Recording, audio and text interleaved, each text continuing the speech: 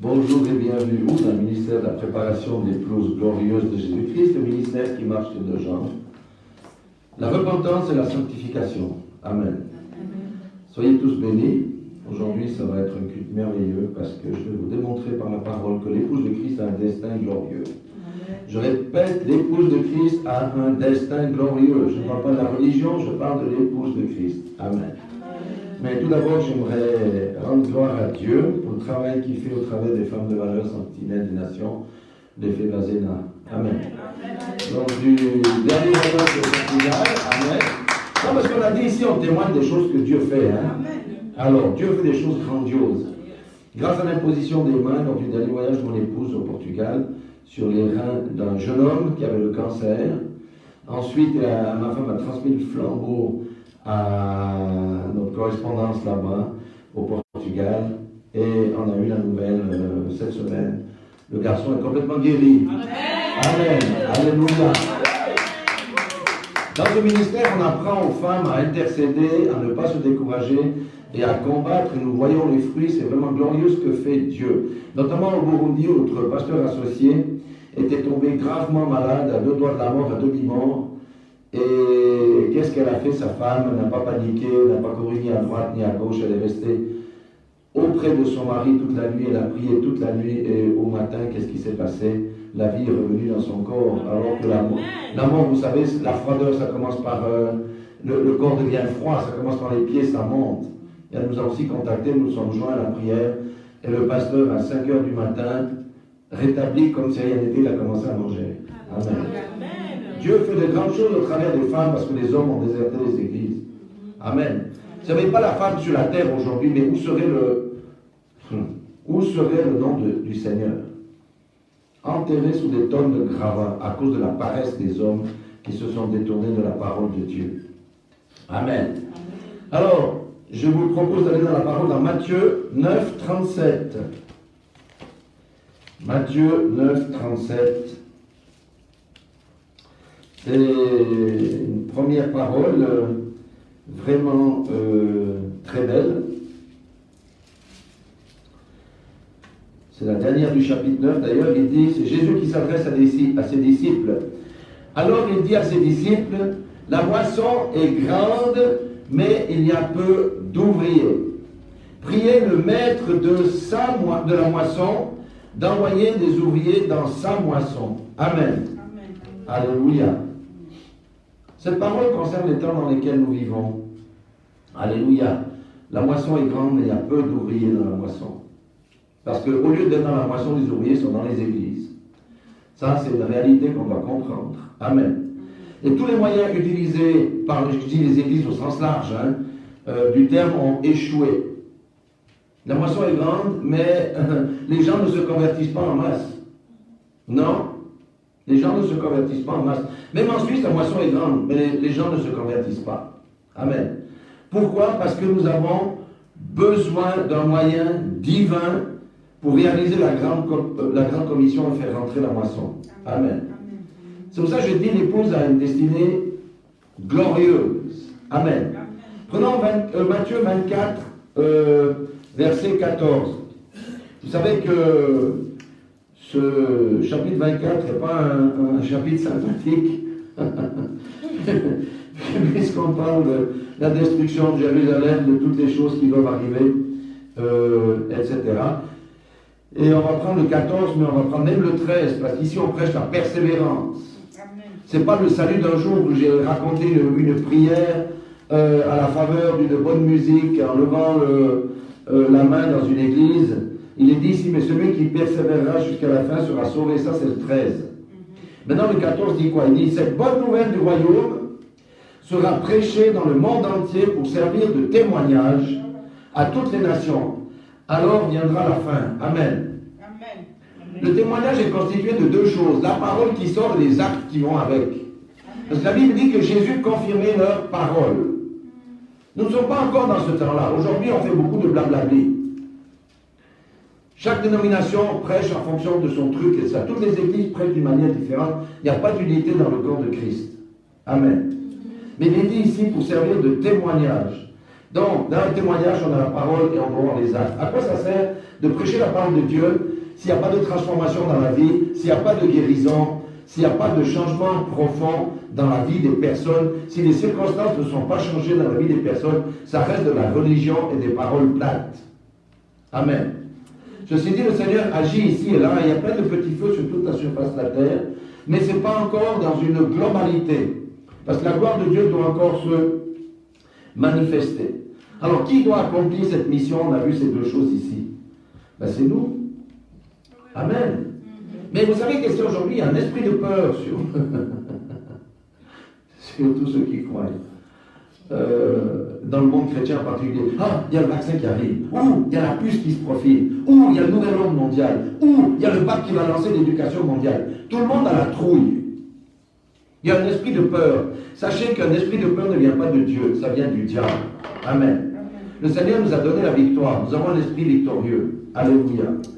Donc, vous voyez, les chrétiens ont tellement peur qu'ils prient pour que l'enlèvement vienne tout de suite comme ça. Ils n'auront pas besoin d'aller au travers des choses que promet la Bible. Mais ça, c'est la lâcheté. Moi-même, j'étais tombé là-dedans. Je dis, Seigneur, viens tout de suite comme ça, tu nous enlèves. Mais si le Seigneur nous enlève là, qui c'est qui va accomplir la mission? Qui c'est qui va aller dans le champ de mission? Qui c'est qui va manifester la gloire de Dieu? Il n'y aura plus personne. Amen. Vous voyez, le diable est venu nous mettre des pensées pour renoncer à la grande commission. Amen. Donc, sachez une chose que le Seigneur ne permettra pas que son Église soit vidée, détruite, anéantie par l'ennemi. L'ennemi aujourd'hui a les ténèbres sur la terre, mais sachez qu'il a déjà perdu. Parce que la gloire de Dieu va être plus grande que les ténèbres qui sont sur la terre aujourd'hui. Amen. Et nous allons voir ça au travers de la parole de Dieu. C'est pour ça que je dis que c'est une prédication ointe qui est destinée aux chrétiens qui le cherchent en esprit, en vérité. Et la Bible dit, relevez la tête car votre délivrance est proche. Amen. Alléluia. C'est comme ça. Non. Nous sommes une église indestructible. Amen. Mais pour ça, il faut tuer la peur. Et je vais vous donner des paroles de réconfort qui nous permettent de tuer cette peur. Parce que les jugements du Seigneur vont venir sur la terre. Amen. Genèse 7.1. C'est l'histoire de Noé, vous n'avez pas besoin de lire. Genèse 7.1.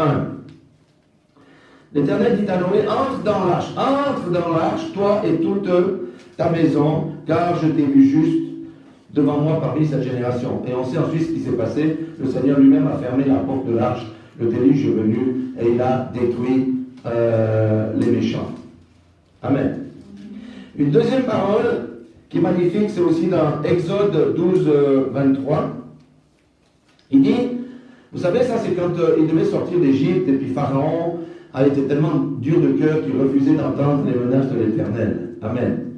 Et il est dit ici, quand l'Éternel passera pour frapper l'Égypte et verra le sang sur le linteau et sur les deux poteaux, l'Éternel passera par-dessus la porte et ne permettra pas aux destructeurs d'entrer dans vos maisons pour frapper. Amen. On voit déjà là une protection. Hein? J'aurais pu prendre aussi l'exemple de Sodome et Gomorrhe, où c'est même les anges qui ont tiré dehors Lot pour qu'il ne soit pas détruit. Le jugement va venir sur la terre et détruire les méchants. Ça, on doit comprendre. Le méchant ne va pas prospérer jusqu'à la fin. Le méchant sera détruit. Amen. Et, oui, entrez.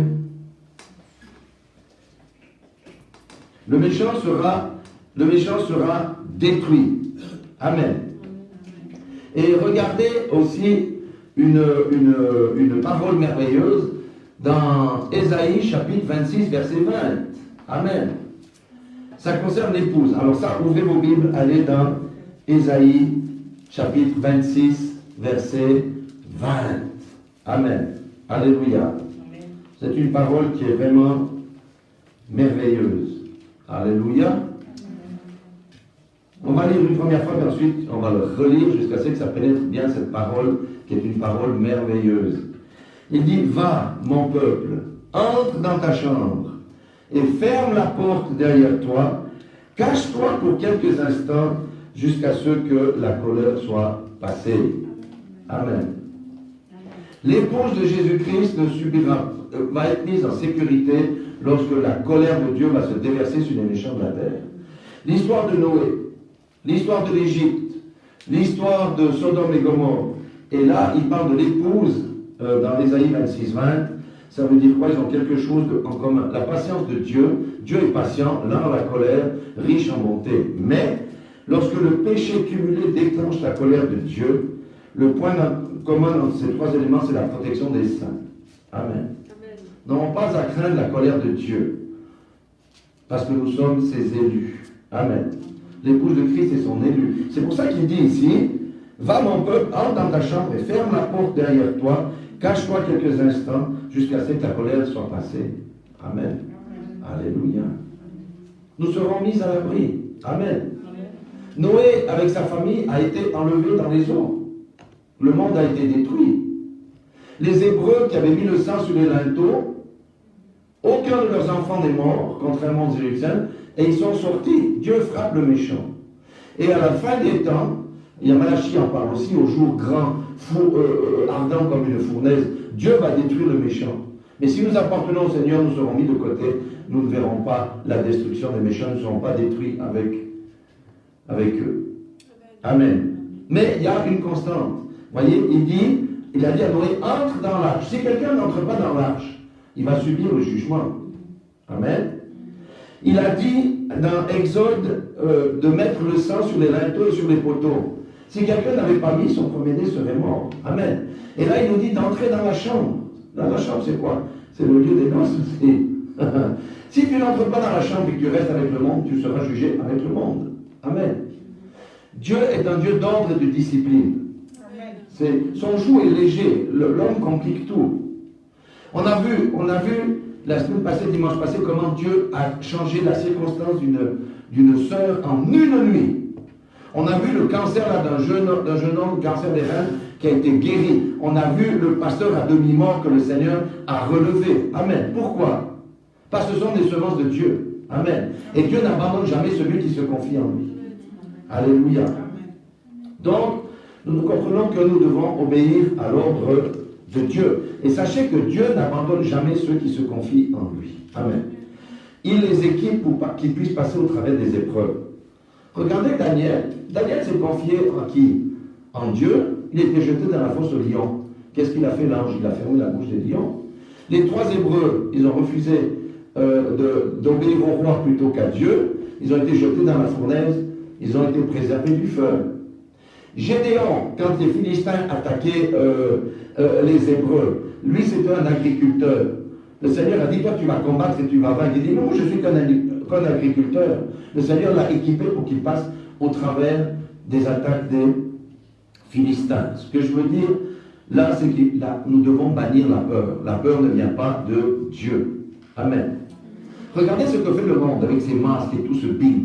Tous les gens marchent courbés. Aujourd'hui, il y a des dépressions parmi les personnes âgées. Les jeunes sont en dépression. Aujourd'hui, les jeunes, en tout cas ici en Suisse, les cabinets de psychiatres, de psychologie, n'arrivent plus à faire face aux demandes des jeunes. Parce qu'ils sont dérangés avec tout ce qui se passe. Pourquoi? Parce qu'il y a un esprit de peur que le diable a mis sur le monde. Amen. On dit toujours la deuxième vague, la deuxième vague. Les hospitalisations sont plates, le nombre de morts est plat, mais on continue de nous embêter avec des choses pour nous faire la boule au ventre et la peur. Et j'ai lu hier qu'aujourd'hui, il y a des gens qui font des cauchemars de plus en plus, ils vont chez le médecin. Ah, j'ai rêvé que j'ai embrassé quelqu'un, vous voyez, avec ce Covid. Non, si tu appartiens au Seigneur, laisse tomber ces choses-là. Regarde à Dieu qui t'a créé. Amen. Alléluia. Nous devons cesser de prêter l'attention à ces choses, la puce, toutes ces combines-là. Parce que ça nous perd le temps et ça nous détourne de notre chemin. Nous devons nous concentrer sur notre mission. Et la mission, c'est les âmes du Seigneur. Amen. Alors, j'ai dit tout à l'heure que le monde chrétien dans son ensemble a échoué parce que beaucoup ne viennent pas au Seigneur parce que nous ne manifestons pas le caractère de Christ. C'est la vérité. Beaucoup disent, mais pourquoi je vais venir à l'église quand toi tu fais exactement la même chose que moi je fais? Hein? Pourquoi est-ce que je dois me lever le dimanche matin ou participer à la prière quand finalement ta vie n'est pas différente de la mienne? Qu'est-ce que tu as de plus que moi ce que je n'ai pas? Rien. Tu as le même caractère que moi. Qu'est-ce qui fait que pourquoi j'irai vers ce Dieu-là? Je ne vois pas la transformation. Si les chrétiens appliquaient la parole de Dieu et cessaient de marcher selon le train de ce monde, si on disait la vérité dans les églises, il y aurait une différence et on verrait la gloire de Dieu briller sur nos visages. Amen. Donc j'ai dit que jusqu'à maintenant, l'Église a échoué, mais que la moisson est grande et que le Seigneur dit priez pour qu'il envoie des ouvriers dans sa moisson. Ce n'est pas la moisson des hommes. Amen. Les hommes des églises font des hommes leur propre moisson pour leur église. Dieu n'est pas dans ces choses-là. Amen. Pourquoi? C'est qui le patron d'église? C'est Jésus-Christ lui-même. Et vous voyez comment le diable a divisé au fil des années le monde chrétien. On se frappe à coups de versets bibliques pour savoir si ma doctrine est meilleure que la tienne, tout ça. Amen. Donc, je vais vous montrer la promesse maintenant de l'intervention divine dans ces temps dans lesquels nous vivons. Et pour ça, il faut aller dans Joël chapitre 2, verset 23. Vous savez que Joël, c'est aussi le prophète, il a prophétisé la première Pentecôte, mais il a prophétisé aussi d'autres choses. Joël 2, chapitre 23. Chapitre 2, verset 23, pardon. Ouais. Voilà, ce Joël, des fois. Voilà. 2, 23. Et il dit, c'est une promesse. Et vous, enfants de Sion, soyez dans l'allégresse. D'abord, quand on dit soyez dans l'allégresse, ça veut dire quoi? Soyez dans la joie, parce que j'ai une solution pour vous. Vous savez que Dieu a une solution pour son peuple, mais une solution pour chaque personne en individuel, quelle que soit la situation que la personne vit. Il dit, soyez dans l'allégresse, c'est plus que la joie, et réjouissez-vous. Ça veut dire, waouh, gloire à Dieu, en l'Éternel votre Dieu. Car il vous donnera la pluie en son temps, il vous enverra la pluie de la première et de l'arrière-saison comme autrefois. Donc il y a deux pluies. Je vais vous expliquer ce que c'est que la deuxième pluie. Il dit, les airs se rempliront de blé et les cuves regorgeront de mou et d'huile, et je vous remplacerai les années qu'ont dévoré la sauterelle, le yélek, l'yazi et le gazan, ma grande armée que j'ai envoyée contre vous. Amen. Alléluia. Les quatre bestioles ici, bon, je ne vais pas parler de ça aujourd'hui, mais ça représente des royaumes. Vous savez qu'il y a eu le royaume de Babylone et le royaume perse. Et vous savez que le peuple d'Israël a été envoyé en captivité dans ces royaumes. Et ces royaumes ont amené quoi? Ont amené l'idolâtrie. Parce que le peuple de Dieu n'était plus en contact avec Dieu, ils sont partis dans l'idolâtrie. Il leur a enlevé aussi la liberté. Amen. Et nous avons deux autres royaumes qui sont le royaume d'Alexandre, grec, et le royaume de Rome, l'empire grec et l'empire romain. L'empire grec est venu faire quoi? Ôter la vérité avec la philosophie, Platon, Socrate. Ils ont introduit des choses qui n'existent pas dans la Bible. Moi, je commence à étudier ces choses, je découvre des choses. Amen. Vous savez, le Hadès avec les démons qui torturent les gens, d'une fois qu'ils sont morts, on leur coupe la langue, on les viole, on fait tout ça dans les lieux souterrains, ça vient de la philosophie grecque. Et on a introduit toutes ces choses dans l'Église. Il y a des notions d'immortalité, etc., qui n'ont rien à voir avec la pensée chrétienne. Et ça nous pollue encore aujourd'hui. Et vous savez, l'Empire grec a amené quelque chose, c'est le raisonnement. La démocratie. Mais le royaume de Dieu, c'est la théocratie, pas la démocratie. Parce qu'avec la démocratie, on change les lois de Dieu. Avec la démocratie, on déclare que l'avortement, c'est pas grave. Avec la démocratie, on dit qu'un homme s'y marie un homme, c'est pas un problème. Une femme marie une femme, c'est pas un problème. Vous voyez? Ça vient de la pensée grecque.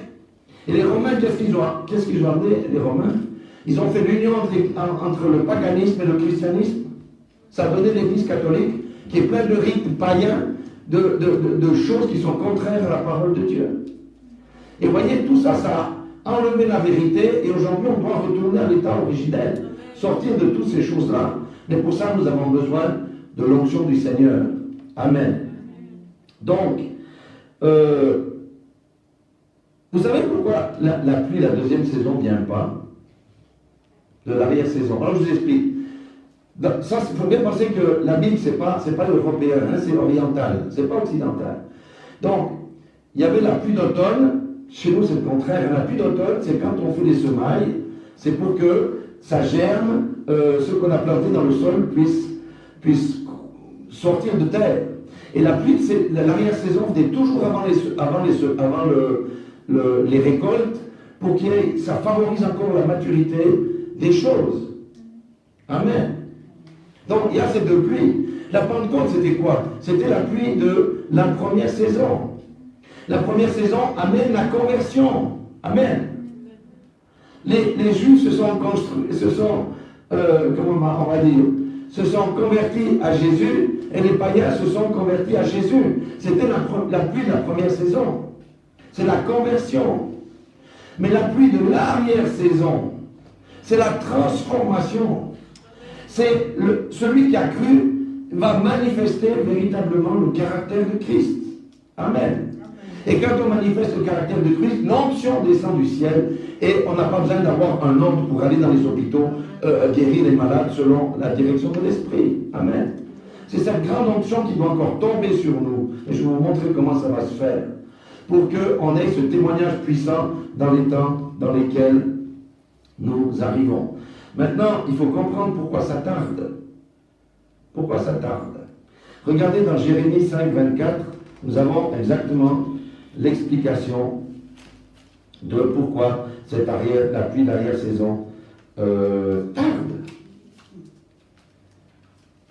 Vous voyez, la Bible est toujours claire. Les hommes font des doctrines. Alors cherchez dans la Bible les raisons pourquoi ça tarde dans la pluie de l'arrière-saison. Jérémie 5, 24. Il dit quoi? Il dit, c'est comme pour nous, hein, l'Église qui s'est égarée, qui tolère le péché, qui tolère le concubinage, qui tolère toutes ces choses, parce que le monde est entré dans l'Église. Amen. Donc, la Bible dit clairement au travers du prophète Jérémie, ça c'est un véritable prophète, le prophète Jérémie. Sa vie n'a pas été agréable, mais ça c'est un véritable prophète. Il dit quoi? Ils ne disent pas dans leur cœur, craignons l'Éternel notre Dieu qui donne la pluie en son temps, la pluie de la première et de l'arrière-saison, et qui nous réserve les semaines destinées à la moisson. Parce que la crainte de l'Éternel aujourd'hui dans le monde chrétien a disparu. Dieu c'est un copain, Dieu c'est un ami, Dieu c'est quelqu'un qui va me donner la voiture, le mariage, qui va répondre à mes besoins, voilà. C'est un distributeur automatique, hein. Je fais une prière, je mets 2 francs, j'ai ma bouteille d'eau minérale, j'ai mon chocolat, j'ai ma sucrerie. Dieu n'est pas notre copain, Dieu est Dieu. Donc on doit comprendre que Dieu est Dieu. Amen. Donc, ici, le moyen que Dieu, c'est-à-dire le maître de la moisson, va utiliser pour rentrer la moisson est un moyen divin, ça s'appelle la pluie de l'arrière-saison. Amen. Et ceci est en lien avec les ouvriers de la 11e heure. Les ouvriers de la 11e heure, ce sont ceux qui ont toujours été laissés de côté, etc. Et c'est ceux-là que Dieu va utiliser puissamment pour les mettre dans le champ de la moisson à la fin des temps. Comme je l'ai dit, aujourd'hui, les hommes ne se tournent pas vers Christ à cause du caractère manifesté par les chrétiens. Les églises sont sans la puissance glorieuse qui attire les âmes par le témoignage. Le monde est plein de ténèbres et l'église aussi quand le monde est rentré dans l'église. Il faut être vrai. Il ne faut pas se voiler la face. C'est une réalité de la situation de l'église aujourd'hui. Et on va voir comment on va changer ça. Amen. Vous savez, Jésus travaille ici et là avec quelques saints qui marchent en esprit en vérité et qui le cherchent vraiment. Mais au temps de Paul et au temps de Pierre a fait un discours, il y a eu 3000 personnes qui ont été eu le cœur touché par le Saint-Esprit, convaincus de péché, ils ont passé par les eaux du baptême et ils ont changé de vie. Cette puissance aujourd'hui, elle est partie. Nous avons eu plusieurs réveils, mais les réveils sont tous morts. Le réveil, c'est juste une flamme pour un temps et après, pouf, c'est retombé dans la norme. Mais à la fin des temps, l'onction là ne va pas s'arrêter parce qu'elle va précéder dans les vents avec la moisson.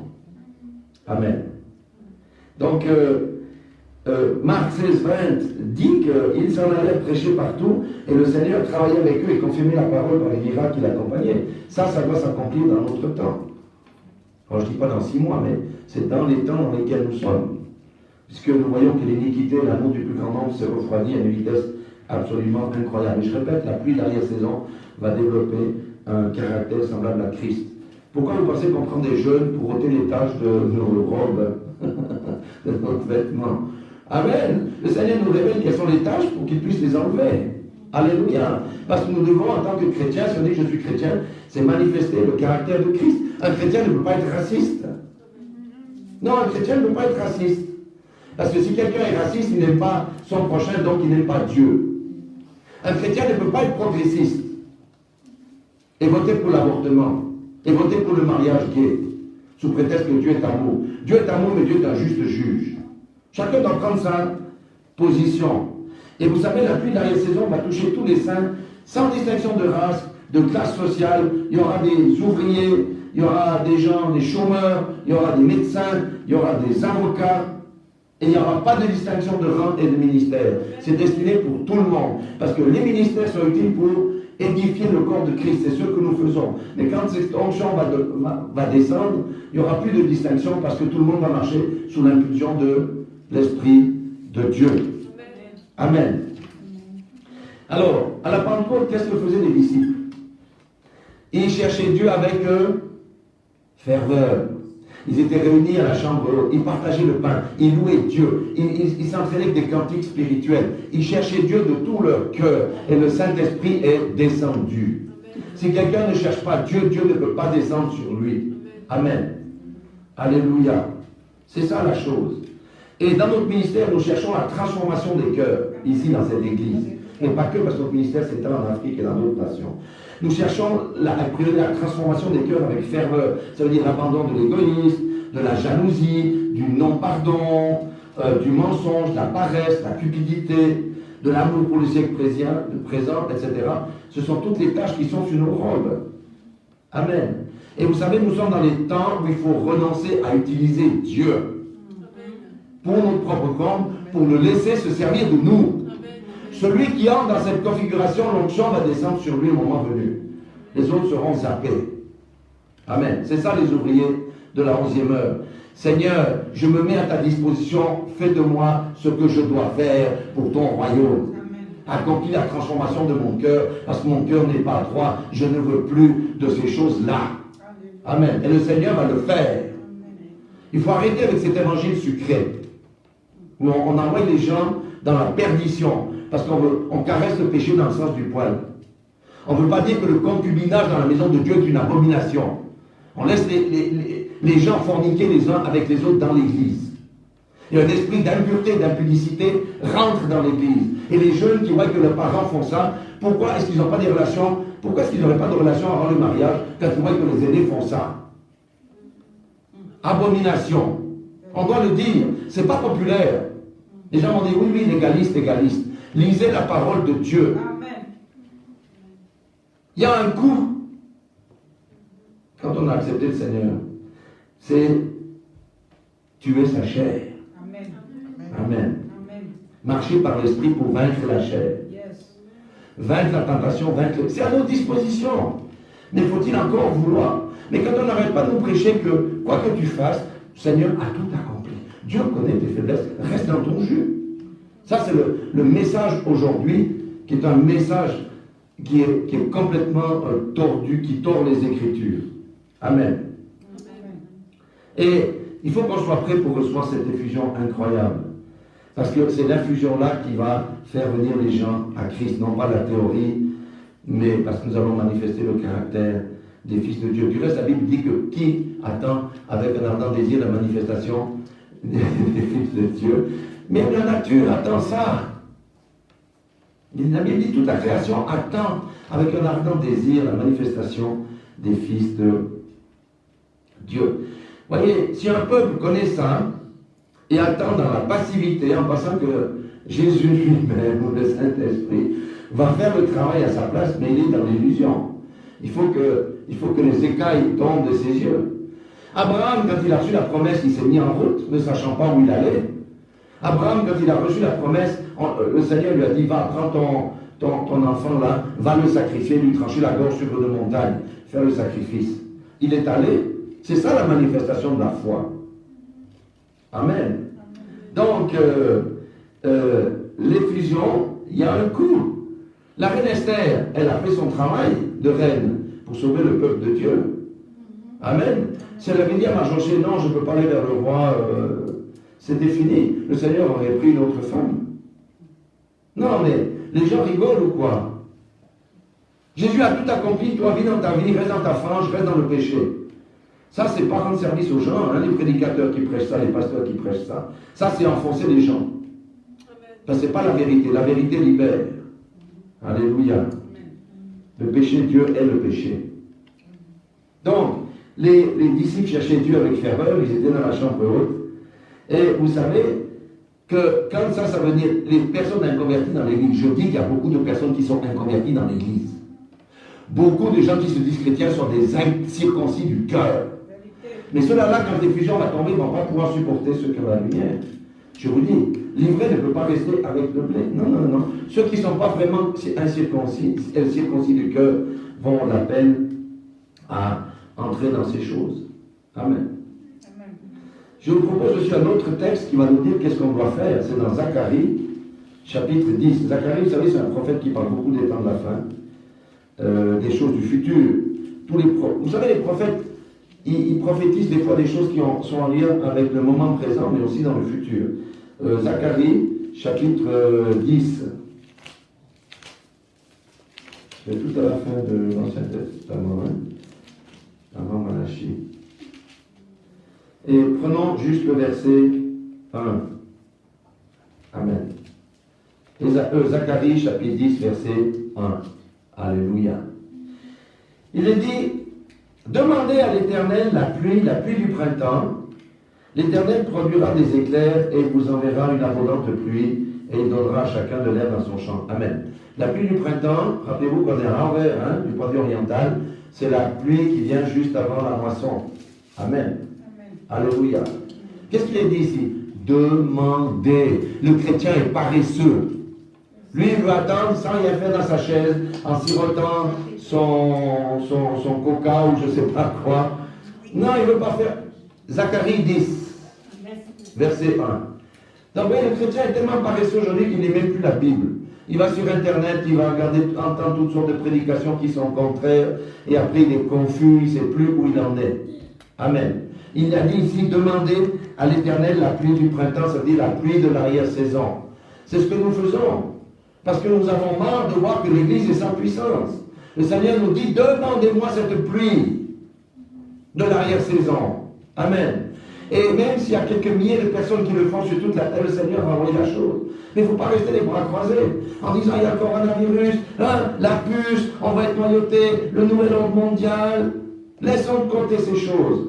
Demandons les choses qui sont importantes, c'est la pluie de l'arrière-saison. Et que le Seigneur va envoyer cette pluie-là pour rafraîchir quelqu'un. Amen. Amen. C'est la clé. Il n'a pas dit, demandez. Quand on dit demander, c'est pas, bon, Seigneur, on est le 4 octobre, il est 11h23, je te demande la pluie de l'arrière-saison. C'est pas comme ça. C'est avec ferveur et avec insistance. Amen. Donc, le Seigneur fait vraiment ça. Ça veut dire qu'il nous faut mettre les genoux à terre et intercéder pour le compte de Christ. Vous savez, dans cette église ici, on intercède d'abord pour les autres avant d'intercéder pour nous. Amen. On intercède pour le compte de Christ, parce que le compte de Christ est malade. Il a le cancer. Le cancer du cœur, le cancer des os, le cancer des pensées. Il est cancéreux, ce corps de Christ. Il n'y a qu'à regarder des ossements desséchés dans les églises. 20 ans à chauffer les bancs. Alléluia, notre Père, aucune guérison, rien du tout. Des ossements déchaissés. Il faut que ça change ça. Amen. On a besoin de voir la gloire de Dieu. On a besoin d'entendre les témoignages. Des transformations de cœur, des changements de circonstances. Alléluia. C'est ça qu'on a besoin d'entendre. Amen. Donc, mettre les genoux à terre. Donc, le Seigneur fait vraiment bien les choses, et on va dire là, on a lu beaucoup de choses dans l'Ancien Testament. Hein. Au début, ça était dans le Nouveau. On va revenir dans le Nouveau Testament, dans Jacques, chapitre 5. Et après, je vais certainement vous dire quelque chose d'incroyable. Jacques, chapitre 5, versets 7 et 8. Vous savez que Jacques, j'aime beaucoup cet évangile parce que c'est l'évangile pratique. Beaucoup de chrétiens n'aiment pas aller là parce que c'est l'évangile qui prend le couteau pour te découper. Oui. Il te prend le couteau pour couper toutes tes excroissances là. Alors, chapitre 5, verset 7.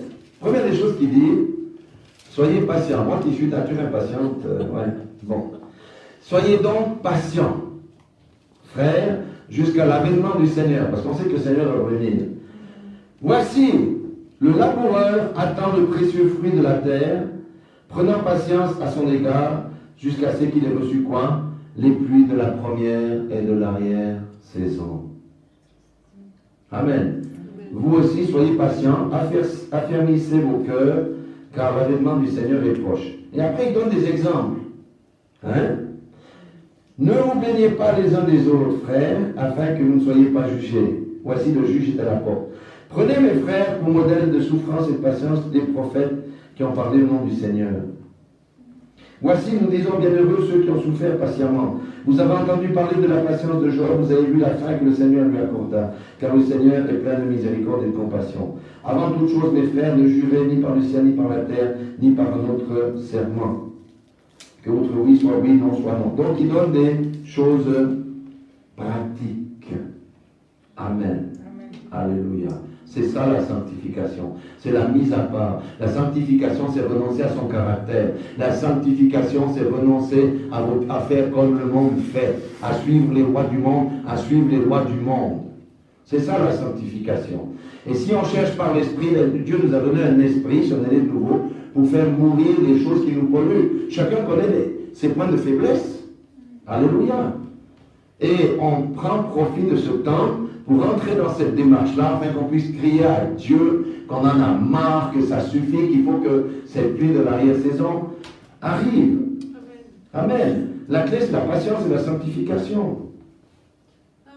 Hein, c'est le nettoyage des taches sur nos robes. Mais pour ça, il faut avoir l'envie, il faut que le Saint-Esprit nous convainc de péché. Et vous savez, quand on fait ça, le Seigneur utilise parfois des personnes pour dire quelle est la tâche qu'on a que nous, on n'a pas vue. C'est ça la marche par l'Esprit. Alléluia. Amen. Donc, vous voyez, nous vivons dans des temps où tout est noir. Mais si on regarde aujourd'hui, est-ce qu'on peut dire que nous vivons dans un monde joyeux? C'est une catastrophe totale. Les gouvernements n'ont zéro solution. Regardez les mesures contradictoires entre la France, l'Espagne, la Suisse, l'Amérique, avec ce coronavirus. Le monde entier est sous la peur. Amen. Les riches continuent à exploiter les pauvres à cause des mauvais motifs. Il n'y a rien d'attractif dans ce monde-là, si ce n'est la nature qu'on défigure. Lorsqu'on regarde la nature, la beauté des montagnes, nous on vit dans les montagnes, mais ceux qui sont à la mer, les océans, les falaises, quand on voit les phoques, quand on voit les animaux, ça nous rend joyeux. Mais qu'est-ce que fait l'homme? L'homme détruit tout. Les océans sont pollués aujourd'hui. Amen. Et les jugements sont déjà sur la terre. Donc, nous devons comprendre que la pluie de la saison va descendre. Et nous devons mettre en position, nous devons crier à Dieu pour que cette pluie de la saison arrive. Amen. À la Pentecôte, ils ont reçu ça. Comme j'ai dit, c'était l'onction de la conversion. Amen. Mais nous, à la fin des temps, on a besoin plus que d'une conversion, nous les chrétiens convertis. On a besoin de transformation. Amen.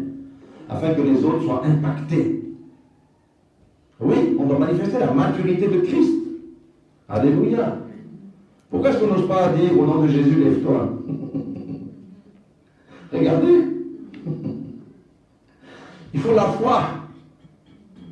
Il faut la foi.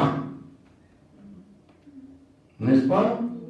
Mais on dit oui, mais bon, si ça ne marche pas, je vais ridiculiser Dieu. Comme ça, tu ne vas jamais rien faire, tu ne vas jamais ouvrir ta bouche pour quoi que ce soit. C'est un mensonge du diable. Amen.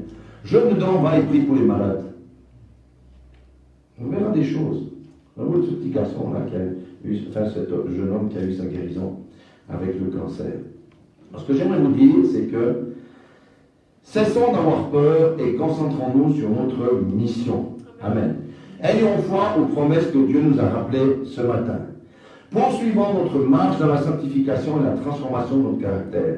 Et demandons et intercédons avec ferveur pour que Dieu envoie la pluie de l'arrière-saison. Amen.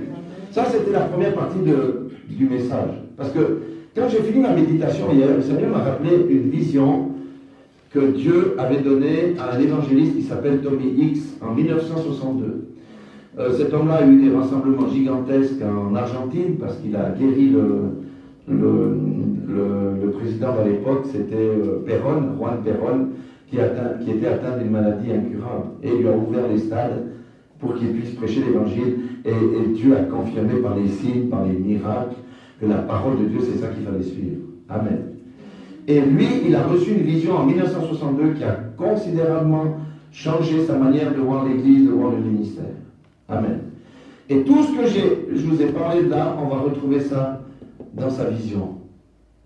Et c'est pour ça que hier soir, j'ai ressorti cette vision, et je vais vous la redire parce que c'est une vision extraordinaire qui va faire du bien à nos âmes et qui va nous aider à marcher correctement. Non, je ne sais pas où je l'ai. Voilà, je l'ai laissé.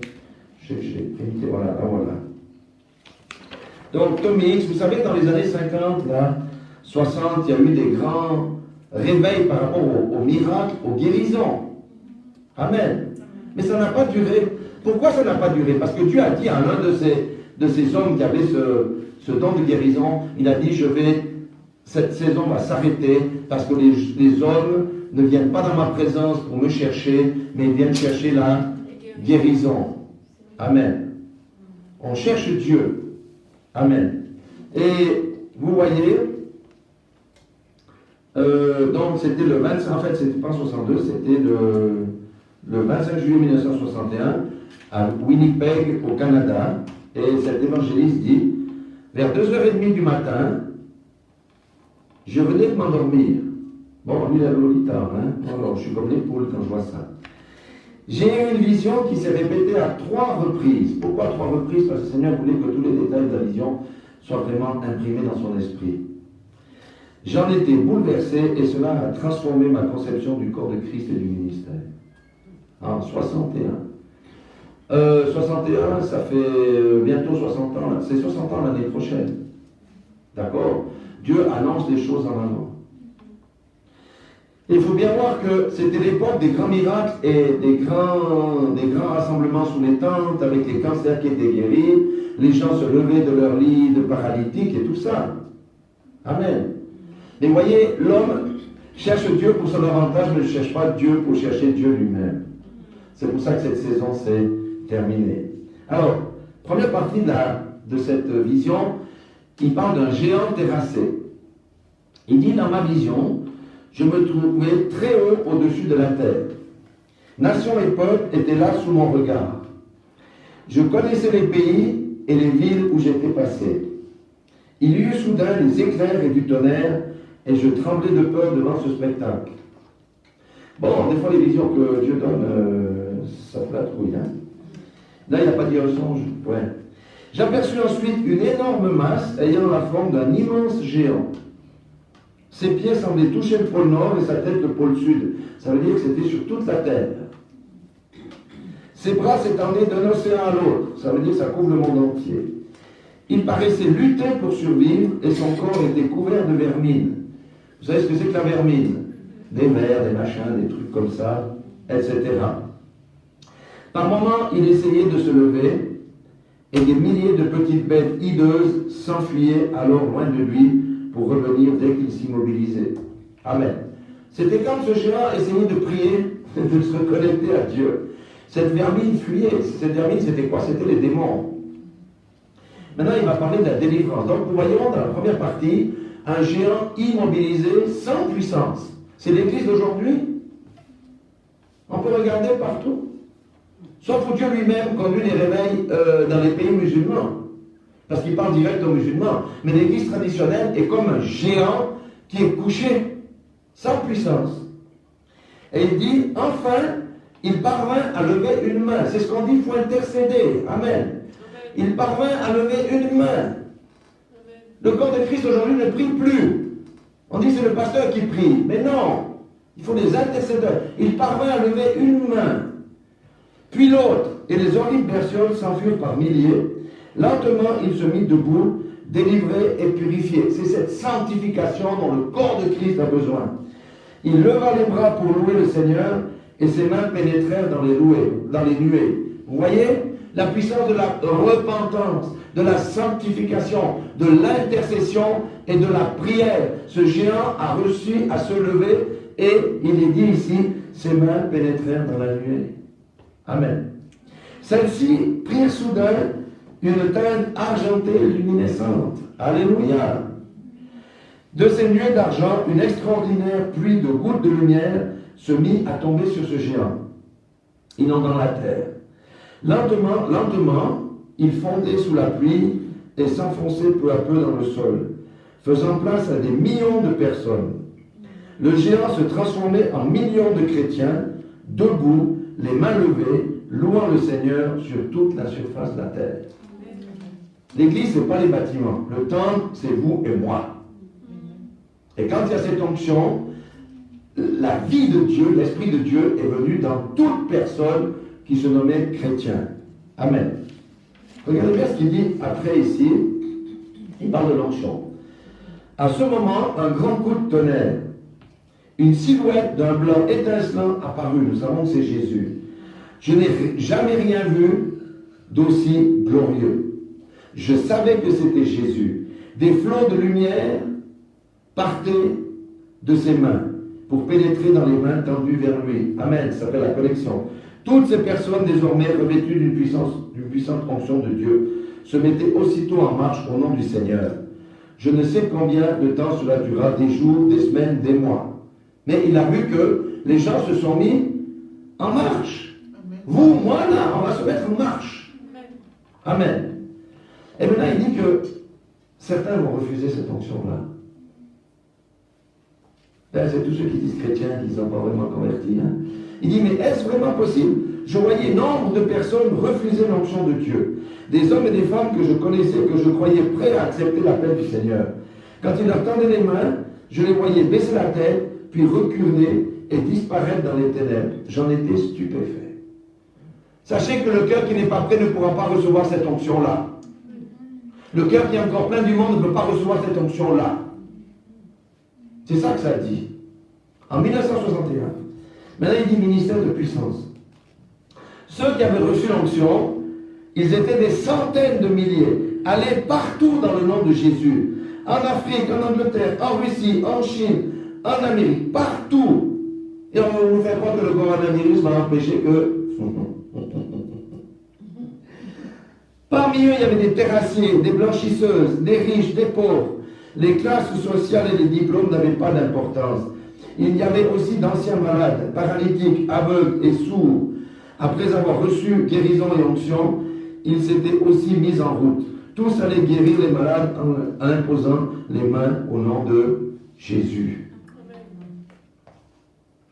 Je dis, mais Seigneur, que signifie tout ceci? Demandai-je. Parce qu'il a vu que certains refusaient.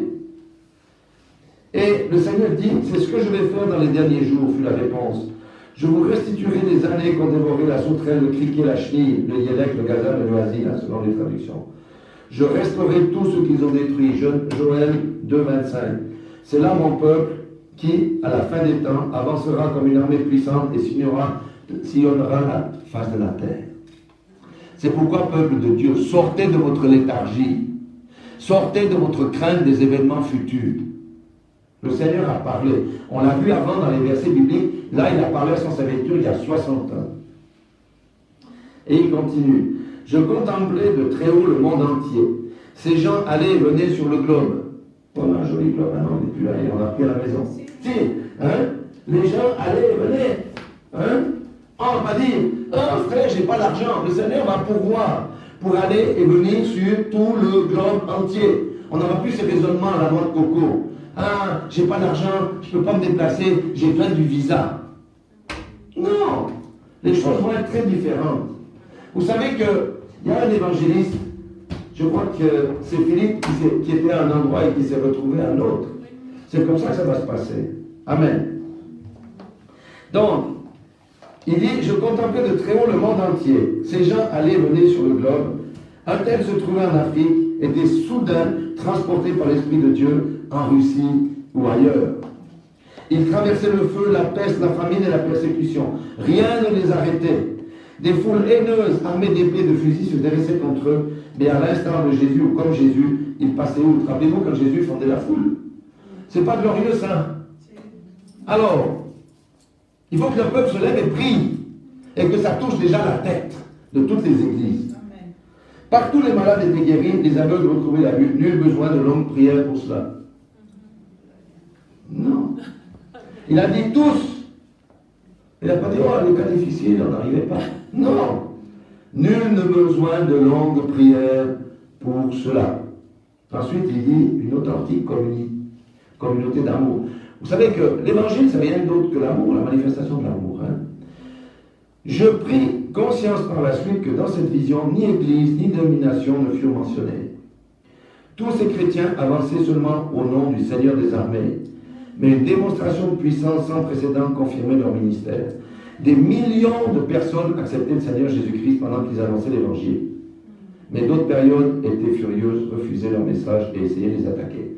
Ça s'appelle les ouvriers de la 11e heure qui sont envoyés dans la moisson du Maître pour engranger la moisson avant que la colère de Dieu ne vienne anéantir les méchants. Amen. Je regardais, quand quelqu'un tombait, l'autre l'aidait à se relever. De plus, nul ne semblait exercer une domination sur les autres. Il n'y avait parmi eux ni supérieur ni inférieur. Voyez, ça c'est pas l'église humaine, c'est l'église de Jésus-Christ. Amen. Toute montagne était aplanie et toute vallée comblée. Un amour divin émanait d'eux, tandis qu'ils travaillaient ensemble. Jésus-Christ était le centre de leur vie. Ce n'était pas la 14e roue du char vers qui on se tourne quand on a des problèmes à l'école, quand on a des problèmes dans le couple, quand on a des problèmes financiers. Jésus était le centre de leur vie. D'ailleurs, on a une chanson qui dit « Sois le centre hein? ». Amen. C'était le plus magnifique spectacle que j'ai jamais contemplé. Par moments, des torrents de lumière céleste inondaient de grandes assemblées. Elles restaient alors à louer le Seigneur pendant des heures, voire des journées entières sous l'onction du Saint-Esprit. Il y aura les rassemblements de frères et de sœurs spontanés. Vous voyez ce que je veux dire? Où on va louer Dieu sous la puissance de l'onction et de l'Esprit. Alléluia.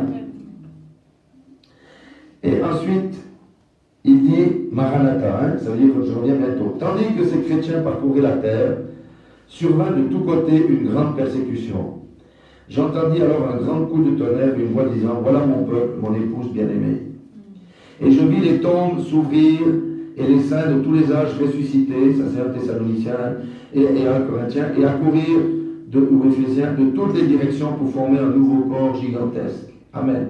Ils prirent la forme de l'immense géant que j'avais vu au début, mais maintenant qu'il y a différence. Il était paré d'un vêtement blanc, resplendissant, sans tache ni pli. Les saints de tous les temps se rassemblaient dans ce corps, et lentement, il prenait forme. Alors Jésus, venant du ciel, en devint la tête. Amen. Mais dans le monde chrétien, on dit que non, l'enlèvement, c'est l'histoire des hommes. Bon. Nouveau coup de tonnerre, et j'entendis ces paroles. Voici mon épouse bien-aimée, que j'ai attendue. Elle a traversé l'épreuve du feu. C'est elle que j'ai aimée depuis le commencement des temps. Amen. Elle a traversé l'épreuve du feu. Alors, honte à tous les pasteurs qui annoncent que on ne passera ni par la persécution, ni par les épreuves, avec cet évangile sucré. Honte à eux, parce que le Seigneur a promis aussi les persécutions pour le chrétien. Quelqu'un qu'on dit, non mais ta vie sera que des gâteaux de sucre, etc. Comment est-ce qu'ils vont se préparer lorsque les temps vont être difficiles? Honte à tous ces messagers de honte et de fausses doctrines, qui prêchent le mensonge et qui refusent de prêcher la vérité. Le peuple de Dieu a besoin d'entendre la vérité. Amen. C'est peut-être dur, mais c'est vrai. Une grande tribulation, c'est le dernier petit pavé, il dit ici. Mais regardons au nord, je vis d'affreuses scènes de destruction. Des hommes et des femmes angoissés en larmes et des bâtiments détruits. Hein, tous ceux qui auront aussi leur coupé ça. Hein. Une voix dit, maintenant ma colère se déverse sur la terre. Ce sont les grandes coupes de ma colère. Vous savez que Dieu, dans l'Apocalypse, dit qu'il y a cette coupe de la colère de Dieu. Je tremblais devant le spectacle de villes et de nations anéanties. C'était gémissement, pleurs et lamentations. Les hommes se cherchaient à refuser dans les cavernes. Ils se jetaient à l'eau qui ne les noyait pas. Ils cherchaient en vain à en finir avec la vie. La Bible dit qu'ils chercheront à mourir, mais la mort se tiendra éloignée d'eux. Le Seigneur va frapper les méchants. Tous les méchants seront frappés. Mais nous, comme on l'a vu, nous sommes dans notre chambre, nous sommes à l'écart de ces jugements qui viendront sur la terre. Dernière partie, le rideau tombe. Est-ce que j'ai oublié quelque chose? L'Esprit dit à l'épouse, viens, que celui qui entend dise, viens, viens. Ça, c'est le message à l'Église aujourd'hui. Je tournai une dernière fois les yeux du côté glorieux de la vision. Le corps radieux, paré de vêtements blancs resplendissants, commençait à s'élever lentement de terre. Alors je m'éveillai.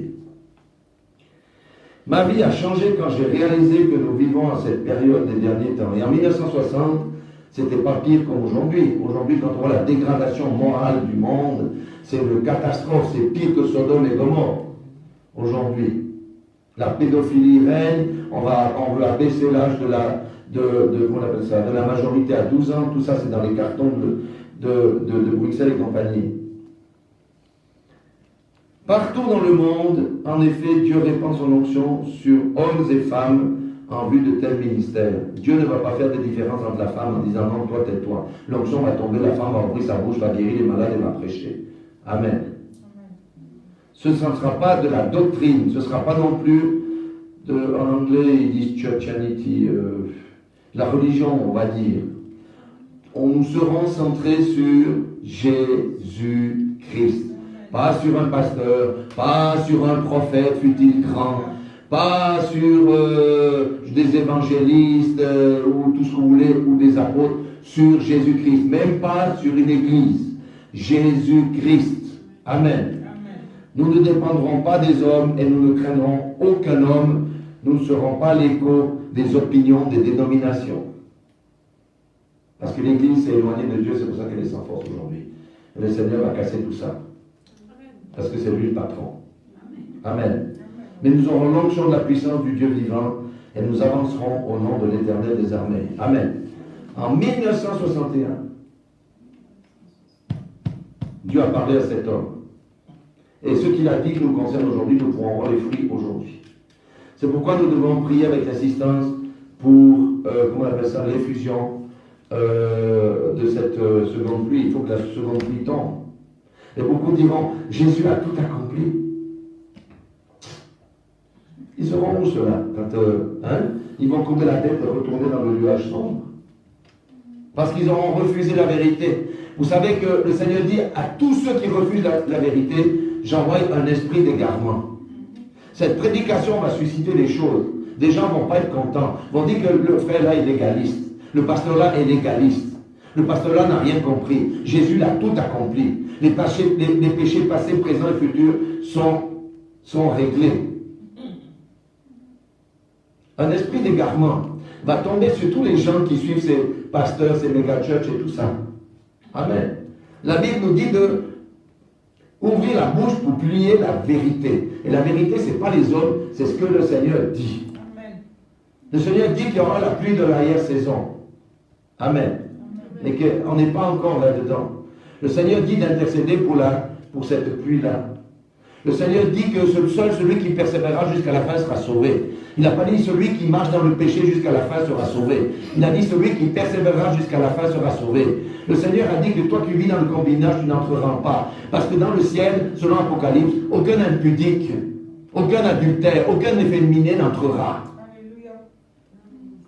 Profitons de la grâce de Dieu pour réformer nos voies pendant qu'il est temps. Parce qu'à un moment donné, lorsqu'on aura franchi la ligne rouge, le jugement de Dieu va s'abattre sur la terre, l'enlèvement va être raté. Amen. Non, nous devons être sérieux. La Bible dit de veiller et de prier jusqu'à ce qu'il revienne. Sortons de la paresse religieuse. Sortons de ça. Et ayons confiance en Dieu. Amen. Voilà ce que je voulais partager. Pour moi, c'est un message d'espoir. Le Seigneur nous a montré clairement que non, nous avons une œuvre à accomplir, mais que sans son onction, l'œuvre ne pourra pas être accomplie. Amen. Et c'est pour ça que nous devons appeler cette onction qui doit tomber sur nous. Et la gloire de la seconde maison sera plus grande que celle de la première. Amen. Soyez tous bénis dans le nom puissant de Jésus et partagez cette vidéo et réécoutez. Non pas mes paroles, mais allez contrôler ce qui a été dit dans la parole de Dieu. Demandez au Saint-Esprit la révélation. Amen. Ne restez pas bloqué avec tout ce que vous avez entendu ou ce qu'on vous enseigne. Laissez-vous guider par l'Esprit de Dieu. Soyez tous bénis dans le nom de Jésus. Rappelez-vous que c'est ministère de la préparation d'épouse, on marche sur deux jambes, la repentance et la sanctification. Et il n'est jamais trop tard pour quelqu'un pour se repentir, mettre sa vie en ordre avec Dieu et marcher dans la droiture. Amen.